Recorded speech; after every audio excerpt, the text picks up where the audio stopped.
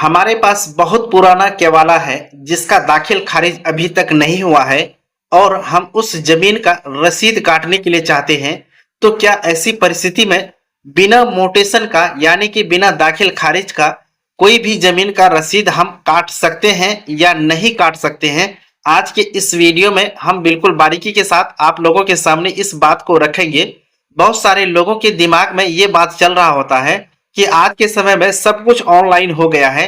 तो ऐसी परिस्थिति में आपकी जो खरीदी हुई जमीन है, जो कि पुराना है या फिर नया है, उसका ऑनलाइन आप रसीद कटाएंगे तो कैसे कटाएंगे? लोगों के मन में ये ऐसा सवाल रहता है।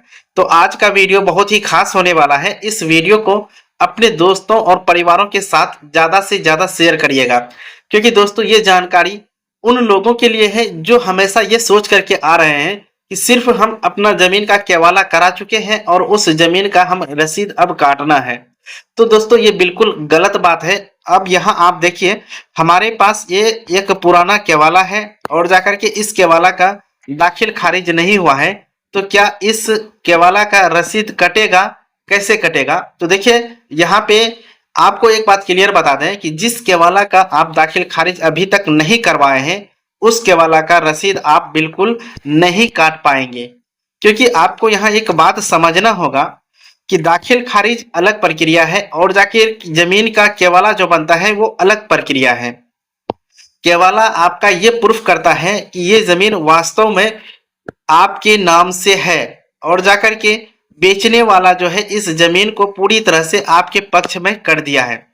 वहीं पे अगर बात आ जाती है मोटेशन यानी कि दाखिल खारिज की, तो दाखिल खारिज आपका ये प्रूफ करता है सरकारी रिकॉर्ड में भी आपके नाम से, मतलब जो है इस जमीन का रिकॉर्ड आ चुका है। तो इस तरह से दाखिल खारिज और जाकर के केवाला दोनों अलग अलग प्रक्रिया के तहत गुजरती हैं। अब सबसे बड़ी बात जो कि इस वीडियो के हैं वो ये है कि अगर आपके पास पुराना केवाला है और आप चाहते हैं कि उस केवाला का बिना मोटेशन कराए हुए आप उस जमीन का रसीद कटा लें, तो दोस्तों ये पूरी तरह से संभव नहीं है। पूरी तरह से क्या, ये बिल्कुल संभव नहीं है। क्योंकि आज जो है सभी लोग इसी वजह से परेशान रहते हैं कि आपके पास जो भी केवाला है उसको दाखिल खारिज कराना होता है, तभी जाकर के आप उस जमीन का बिल्कुल रसीद काट सकते हैं। लेकिन आप यहाँ थोड़ा एक बात समझेंगे, अगर आपके पास बहुत पुराना केवाला है तो उसका दाखिल खारिज किए बिना आप रसीद कैसे काटेंगे? तो इसका एक जवाब यही होगा कि ये आप बिल्कुल बिना दाखिल खारिज किए हुए केवाला का रसीद नहीं काट पाएंगे। उसके लिए आपके पास चाहे जितना भी पुराना केवाला क्यों ना हो, चाहे नया केवाला क्यों ना हो, उसके लिए आपको मोटेशन के लिए यानी कि आवेदन करना ही होगा।